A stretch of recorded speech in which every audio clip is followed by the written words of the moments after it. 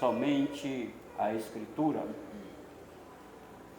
Enquanto você acha, foi em junho de 1519, Martinho Lutero foi convidado por um dos teólogos mais influentes da Igreja de Roma, chamado Johann Eck, para um debate na cidade de Leipzig. 2 anos após ele ter afixado as 95 teses na capela de Wittenberg. E o debate não foi assim para julgamento, mas foi para colocar Martinho Lutero numa saia justa.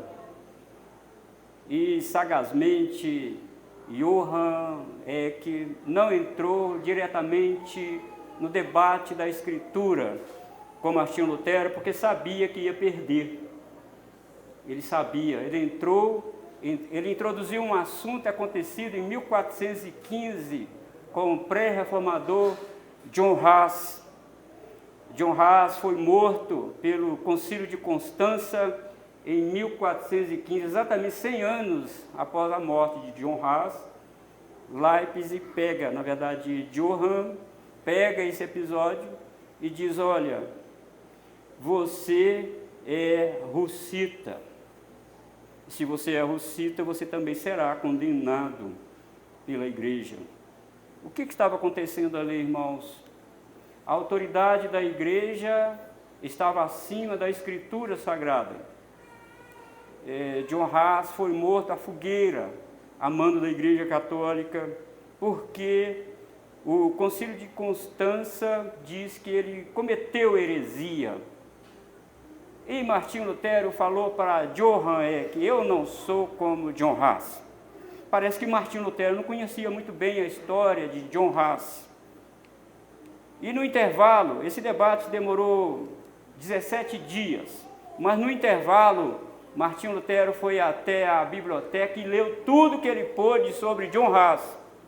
E quando ele voltou para o debate, ele diz: todos somos hussitas. E agora, o que fazer com Martinho Lutero? Ele declarou que também era um hussita.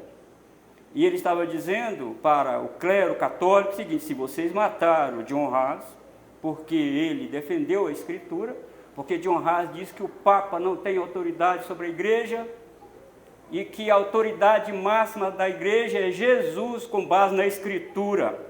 Por isso ele foi morto. Então, agora Johann que estava também, ele que estava numa saia justa. O que fazer agora com ele? E, irmãos, por isso que em 1546 veio o Concílio de Trento, uma contra-reforma para tentar frear o ímpeto dos reformadores. Lembram que 100 anos antes o Senhor Deus colocou 3 pré-reformadores: John Huss, Jerônimo Savonarola e Wycliffe. Esses homens foram o arauto de Deus para dar ímpeto à reforma que aconteceria 100 anos depois. Então, se a autoridade das Escrituras estava sendo questionada, então o que agora a igreja iria fazer com Martinho Lutero?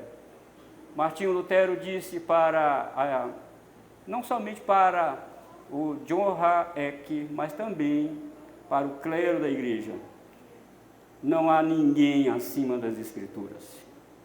Não há Papa acima das Escrituras. Concílios erram.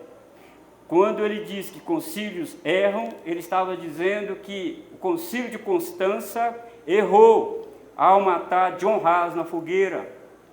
Vocês erraram. Ele estava dizendo isso nas entrelinhas. E agora, o que fazer com Martinho Lutero?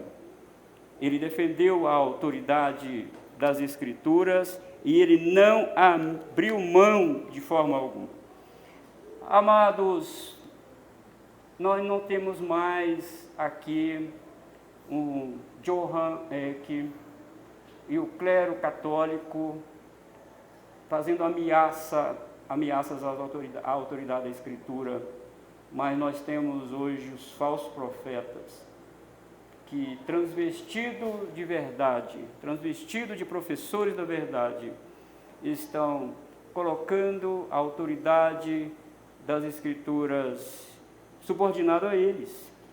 Eles é que ditam o que a Escritura quer dizer. Eu estava vendo um vídeo no YouTube de um pregador famoso aí, o sobrenome dele é Trovão e alguma coisa.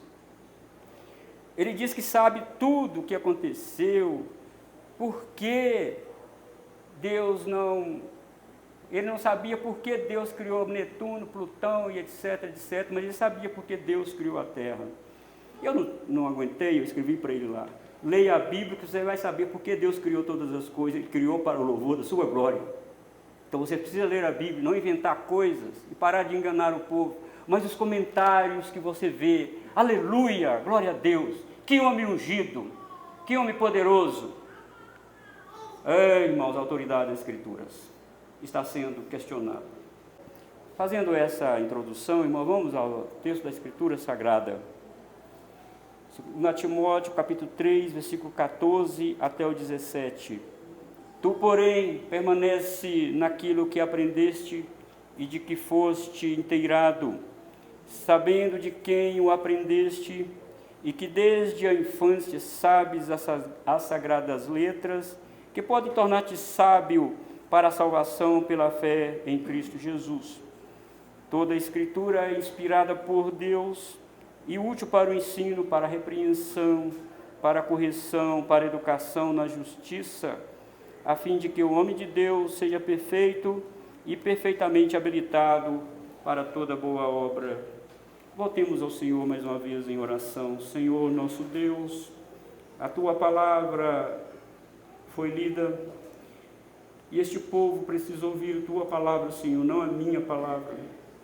Ó Deus, assim como o Senhor usou os profetas, os Teus servos no passado, usou, Senhor Deus, os apóstolos, através do Teu Santo Espírito. Ó Deus, apieda-te de mim aqui neste momento e ajuda o Teu povo, ó Deus, aclara as verdades do Senhor em nossa mente, em nosso coração, para que possamos, Senhor Deus, servir ao Senhor com determinação e galhardia. Ajude-nos, ó Deus, oramos no nome de Jesus. Amém. Tu, porém, permanece naquilo que aprendeste e de que foste inteirado, sabendo de quem aprendeste. Antes de tudo, irmãos, o apóstolo Paulo exorta Timóteo a permanecer naquilo que ele tinha aprendido. Timóteo estava enfrentando grandes problemas dos falsos profetas. Se você ler no capítulo 3, no versículo 1, o apóstolo Paulo orientou a Timóteo que os dias seriam muito difíceis, porque as pessoas seriam mais amantes dos prazeres do que amigos de Deus. E ele disse que ele tinha que pregar, ele tinha que instar na doutrina, na correção. Por quê? Porque as pessoas não darão ouvidos. Ô irmão, será que nós estamos num tempo como no tempo do profeta Jeremias? Deus chamou o profeta Jeremias e diz: você vai pregar. Então não só Jeremias, mas também Isaías. Você vai pregar, mas as pessoas não darão ouvidos à mensagem que você vai pregar. E Timóteo, um jovem ainda, Paulo está orientando este rapaz. Este rapaz foi criado, muito bem criado, pelos seus patrícios, na verdade pela sua avó e sua mãe. Essas duas mulheres conheciam, irmãos, Deuteronômio de cor e salteado, como nós dizemos hoje. Essas duas mulheres ensinaram a Timóteo as sagradas letras, ensinaram a escritura para este jovem rapaz. Esse menino tinha uma base escriturística. Este jovem não era pastor à toa. Desde a infância, diz Paulo, você sabe as sagradas letras. A sua mãe e a sua avó ensinaram você, Timóteo. Agora, você tem a base, você tem o conhecimento. Essas mulheres sabiam, Deuteronômio 6, ouve Israel, o Senhor nosso Deus é o único Senhor. Ensina os teus filhos andando pelo caminho, voltando, deitando, levantando, marra, tiara na testa deles. Nas mãos dele, coloca a minha lei nos umbrais das portas, fala. E essas mulheres sabiam muito bem o que Deus exigia dos seus pais. Meus irmãos, nós temos hoje na escola secular 4 horas e pouca por dia na escola secular. O que está sendo ensinado nas escolas? Se os pais não sentar com seus filhos, ensinar as sagradas letras para eles, irmão, voltar às Escrituras, somente às Escrituras, ensinar para eles isso. 50 minutos na escola bíblica dominical é muito pouco para combater essas avalanches do erro que o inferno coloca na mente das nossas crianças. Sem falar nos desenhos animados, sem falar nos filmes, sem falar nas novelas, sem falar nos filmes infantis que passam, fazendo apologia de todo tipo. Se nós não ensinarmos os nossos filhos, o apóstolo Paulo fala para Timóteo, você não, Timóteo. E não é à toa que John Stott escreveu um livro chamado Tu, Porém. O título do livro é exatamente esse, Tu, Porém, ao comentar em 2 Timóteo. Eles agem assim, Timóteo. Os homens maus e perversos agem assim, Timóteo. Tu, porém, não. Você não. Você tem uma base. Você tem uma base e é nessa base que você deve permanecer. E Timóteo teria que enfrentar os problemas. E Paulo lembra ele no versículo 12 aí. Olha, Timóteo, todos quantos querem viver piedosamente em Cristo Jesus serão perseguidos. Você será perseguido, Timóteo. Mas você precisa permanecer naquilo que você foi ensinado. Amados irmãos, os judeus, eles criam tanto no ensinamento da criança que os sábios e da tradição dos judeus diziam que era mais fácil o adolescente esquecer o seu próprio nome do que esquecer a Torá. Eles criam tanto na lei de Deus, na formatação da mente dos filhos, que eles diziam, olha, quando a mãe amamenta o seu filho, não sai só leite, sai a Torá também. Ele amamenta a Torá, de tanto que eles criam que a palavra de Deus estava impregnada na estrutura da mãe e passa para os filhos. É claro que ele está usando uma comparação, dizendo que a vida da criança depende da lei do Senhor. E Paulo fala, ó Timóteo, você desde a infância, você sabe as sagradas letras. Mas irmãos, o que são aí as sagradas letras? O que são as escrituras sagradas? A Bíblia não é um livro qualquer como outro. Não é meramente encontros vocálicos que nós aprendemos lá no 3º ano. Embora a Bíblia tenha todas as leis da construção da gramática, e para nós entendermos o texto, nós precisamos estudar todo o enredo da construção da gramática, as leis que regem a construção da gramática, a Bíblia, porém, não é só isso. Ela é um livro, mas ela é muito mais do que isso. Por isso o apóstolo Paulo diz, no versículo 15, o que é a Bíblia? O que é a Escritura? A palavra de Deus, as Escrituras sagradas, são as sagradas letras. E essa afirmação, queridos, coloca a Bíblia Sagrada acima de todos os livros. Coloca a Escritura acima de todos os livros, se ela é sagrada às letras. E diz a última parte do versículo 15 que essas sagradas letras têm o poder de tornar o homem sábio para a salvação. Qual livro tem esse poder de tornar o homem sábio para a salvação?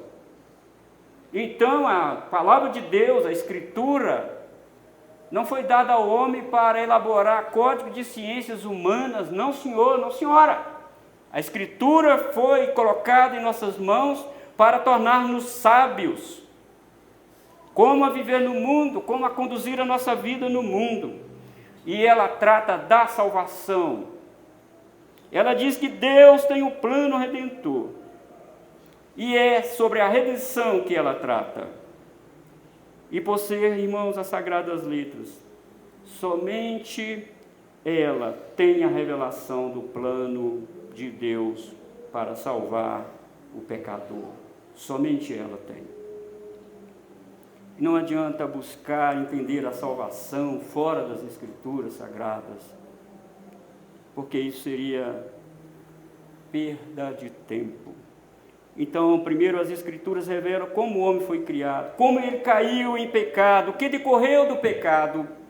Fala também do amor de Deus para com o homem, menciona as alianças de Deus com o homem, Deus sempre indo atrás do homem, sempre agindo de graça com o homem, tirando ele do lodo, do pecado. Até mesmo os servos mais abnegados do passado caíram em grandes erros, e Deus, com sua graça, não ocultou o pecado de ninguém, revelou o pecado deles. Por quê? Porque o cano das Escrituras corta a redenção. De Gênesis a Apocalipse é para falar da redenção, da graça de Deus derramada sobre o homem. Ela fala sobre a vinda de Jesus, da humilhação que Jesus teve que passar. Ela fala deste Deus, Criador, sendo cuidado por uma criatura, entrando no ventre de uma mulher pecadora, usando, desculpe-me a expressão, usando fraldas, Deus sendo humilhando, irmãos. Ela fala sobre isso. Ela fala de Jesus, o nosso Redentor. Ela fala desse menino nascendo no estábulo, na manjedoura, um lugar sujo, fétido, para mostrar como é suja a nossa vida. Ela fala sobre isso. Ela não vem trazer aqui como se tornar uma pessoa próspera. A Bíblia não tem esse propósito de dizer 7 passos para você atravessar o Jordão, 7 passos para você abrir o mar, 7 passos para você se dar bem na vida. Se você quiser saber se dar bem na vida, tenha responsabilidade financeira e trabalhe muito. E dependa de Deus no seu trabalho. Mas a Bíblia não foi escrita para dar riqueza a ninguém. Isso é uma mentira do inferno que está sendo pregada aí, tirando o foco central da Escritura Sagrada, que é a salvação. O Filho de Deus, irmãos, sentiu dor, foi menosprezado, humilhado, afligido. É isso que a Bíblia fala. Mas também fala da subida dele, visível, pessoal e gloriosa aos olhos dos apóstolos. Também fala da descida dos anjos, que falaram para ele: varões galileus, o que vocês estão olhando aí para cima? O que vocês estão olhando aí para cima, varões galileus? Este Jesus que vocês viram subir para o céu, há de voltar como ele subiu. Ele virá gloriosamente, poderosamente, visivelmente, pessoalmente. Ele vai vir. E é disso que a palavra de Deus fala. As Sagradas Letras falam disso, do plano da salvação. Mas em segundo lugar, versículo 16a, de onde ela veio? De onde veio esse livro tão poderoso, tão norteador? De onde veio ele? Toda a Escritura é inspirada por Deus, diz Paulo. Toda a Escritura vem de Deus.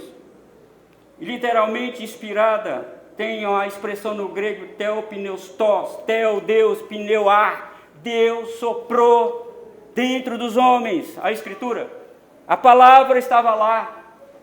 Os Salmos diz: para sempre, ó Senhor, a tua palavra permanece no céu. Não adianta queimar a Bíblia, não adianta. Não adianta perseguir, não adianta matar, porque a palavra de Deus está no céu. E ele soprou, irmãos. Então, quando você tem a Bíblia, a Escritura aí, saiba que você está na mão o hálito de Deus. Foi soprado, irmãos.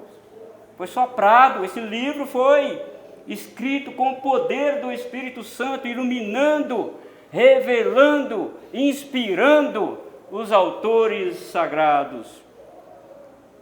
E Pedro nos ajuda a entender isso. 2 Pedro capítulo 1, versículo 21. Porque nunca jamais qualquer profecia foi dada por vontade humana. Entretanto, homens santos falaram da parte de Deus, movidos pelo Espírito Santo. Então o que você tem aqui, esse livro aqui, te ensina a orar. Se você não ler esse livro todos os dias, se você não meditar nesse livro todos os dias, você não ora bem. Você ora muito mal. E muito mal mesmo. Você precisa ler esse livro, meditar. Porque caso contrário, irmãos, primeiro a palavra de Deus vem e entra dentro de nós, depois ela sai na nossa boca. Ela vem do alto e entra dentro de nós e sai na nossa boca. Ler a Escritura, meditar nela não é função só do pastor, é de todos. A Reforma tomou a Bíblia da mão dos papas e colocou na mão dos crentes. Esse foi um grande também legado da Reforma protestante. E não é somente isso, irmãos. Erasmo, um grande estudioso do grego, ele ajudou muito nisso, porque até então a Bíblia era somente em latim, da Vulgata de Jerônimo, e estava lá porque Maria era agraciada, diz lá, salve Maria agraciada. Se ela é agraciada, ela estava cheia de graça por si mesma, diz a teologia católica. Erasmo chegou e disse, não, o grego não diz isso, vocês estão dizendo isso da Vulgata que está cheia de problemas. O grego não diz isso, o grego diz favorecida.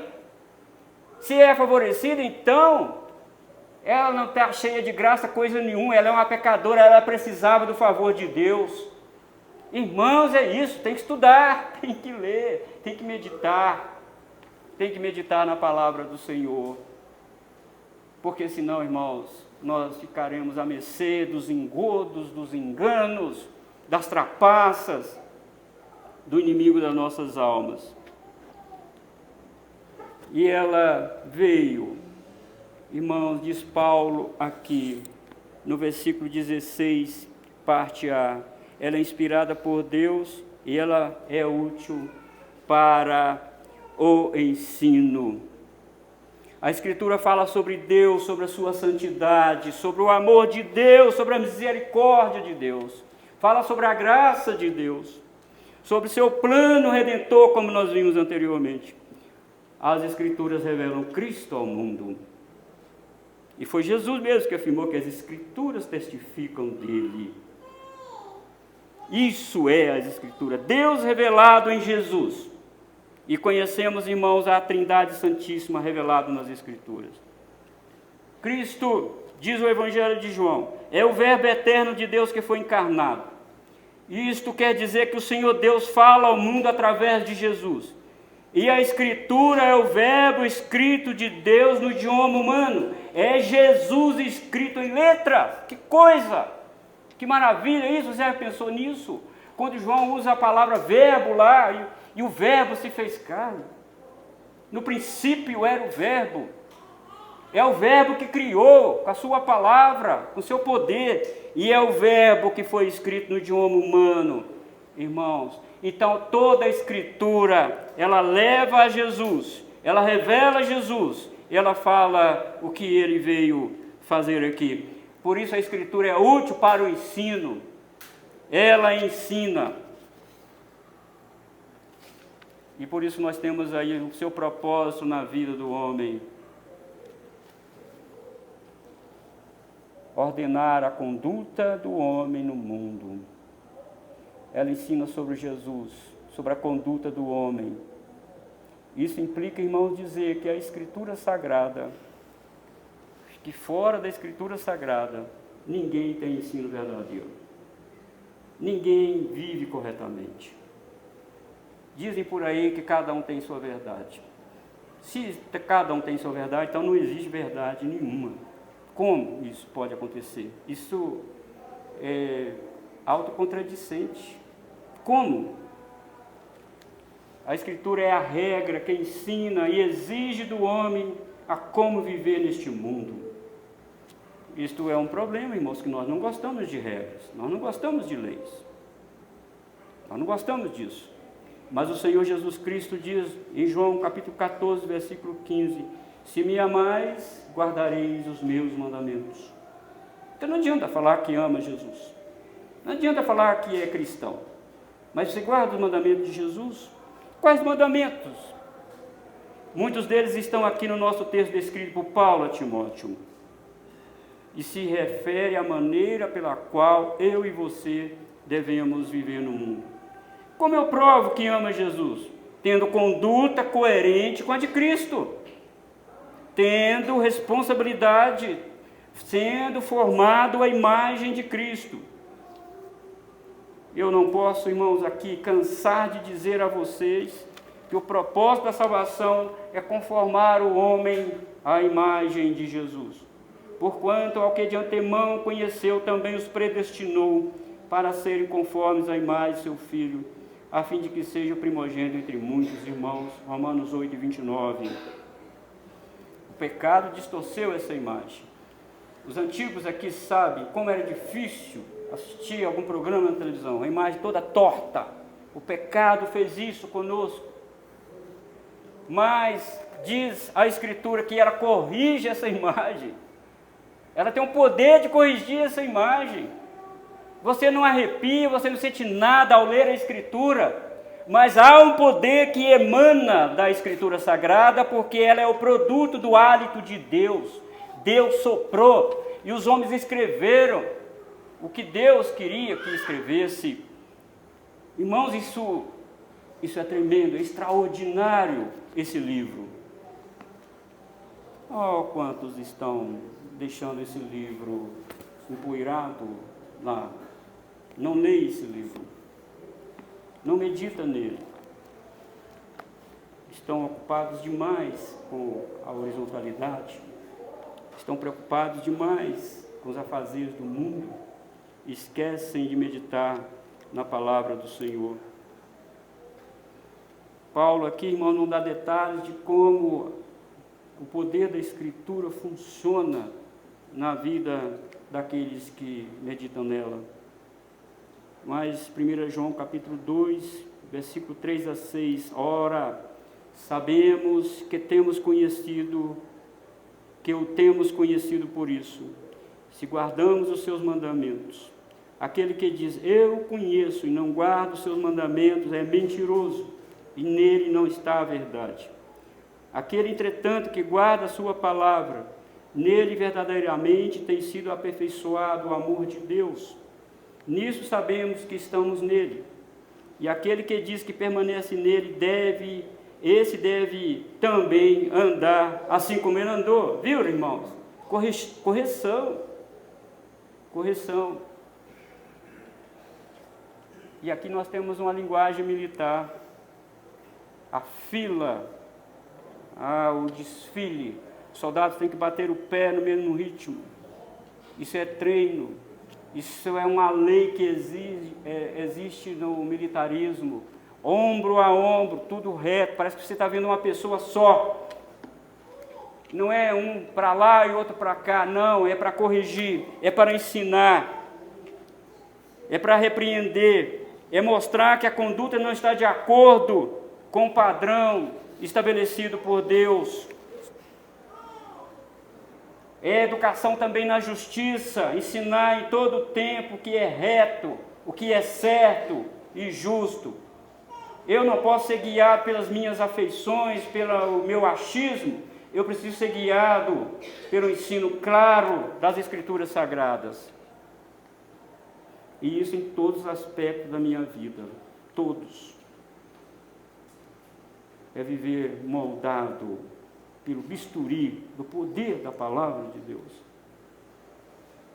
Como que você lê Salmo 119, versículo 105, lâmpada para os meus pés é a tua palavra e luz para o meu caminho. Caminho, na literatura sapiencial, é conduta, é o modo como eu ando, não como eu piso no chão, mas como eu vivo no mundo. Lâmpada para os meus pés é a tua palavra e luz para o meu caminho. Irmãos, se nós não lermos a Bíblia todo dia, não meditar nela todo dia, nós vamos andar torto, vamos tomar decisões erradas, não vamos, irmãos, aquilatar os nossos sentimentos, são sentimentos de Cristo Jesus. Por isso, tende em vós o mesmo sentimento que houve em Cristo Jesus, diz Paulo a Evódia e a Sintique em Filipenses. Ó, queridas irmãs, colocando aqui hoje, ó, queridas irmãs, presidente, vice-presidente da SAF, Evódia e Sintique, tende em vós o mesmo sentimento que houve em Cristo Jesus. Olha, irmãos, esse é o trabalho poderoso da Escritura, é corrigir, é moldar, é ensinar. E quando nós faltamos à igreja, quando nós não lemos a Bíblia em casa, não meditamos, nós estamos nos desviando para lá e para cá. Não estamos deixando que esta palavra venha talhar, irmãos, a imagem de Cristo em nosso coração. Embora desprezada pelo homem secular e por muitos crentes, sem a Escritura é impossível saber quem é Deus. Tiago, capítulo 1, versículo 23 e 25, diz que a palavra de Deus é qual espelho. Para que serve o espelho? Você tem a resposta. Para que serve? Você sabe. Acredito que todos aqui, antes de vir para a igreja, deram uma olhada no espelho. Como que eu estou? Preciso consertar isso. Essa roupa não está legal. Para mim, estava legal, mas não está legal. O espelho revelou isso. Então, irmãos, a palavra de Deus é qual espelho? Ela, olha, está errado isso aqui. Não se afaste do espelho. Não, você vai passar vergonha. Você vai vestir a sua blusa ao avesso. Vai ficar feio. Vai ficar inconforme. Não, não viva assim não. Vá diante do espelho da palavra de Deus. Como é viver no mundo, irmão? O mundo é trevas, precisamos de luz, precisamos de espelho para ver as nossas sujidades, precisamos da Escritura Sagrada. E o que acontece quando nós nos aproximamos do facho de luz? Temos maior capacidade de ver os nossos defeitos. Temos capacidade maior, irmãos, de ver quem nós somos e aonde estamos pisando e o que estamos fazendo. Afaste-se do facho de luz e as trevas vão tomar conta de você. Por isso que o grande lema da reforma, e um deles nós estamos pregando aqui hoje, é somente a Escritura. Ela é poderosa, irmãos, para corrigir, para educar, para colocar as coisas no devido lugar. Uma igreja onde a Escritura não é ensinada, uma igreja onde a Escritura não é exposta, lida, exposta e aplicada, é uma igreja morta, uma igreja que não tem o caráter de Cristo impresso nela. Embora estejam bastantes alegres, avivados, digamos assim, mas não tem o caráter de Cristo. Isso o mundo tem também. Isso o mundo tem. Que o Senhor Jesus, irmão, nos ajude. E para que serve a Escritura? Para habilitar o homem, para colocar o homem ao trabalho, para que ele, diz Paulo aqui no versículo 17, para que seja perfeito e perfeitamente habilitado para toda boa obra. Perfeito não é sem defeito, perfeito aqui no grego significa apto para o trabalho, apto, você se formou, então agora você está apto para exercer essa função, você foi moldado, ensinado pela Escritura, agora você pode ensinar também a Escritura. Isso significa perfeito, apto para o trabalho. Que o Senhor nos ajude, irmãos. Que o Senhor nos ajude a estar apto para falar aos nossos vizinhos sobre a redenção de Cristo. Para falar com aqueles que nós encontramos na rua sobre a palavra de Deus. Pregar aos nossos vizinhos. E não pregamos, irmãos, somente com palavras, nós precisamos ter condutas adequadas, que a Escritura aqui falou, correção, ensino, viver de acordo com a palavra do Senhor. Por isso, nós prezamos aqui na Igreja Presbiteriana do Guanabara somente as Escrituras, somente a fé, somente a Deus glória, somente a graça, somente Cristo.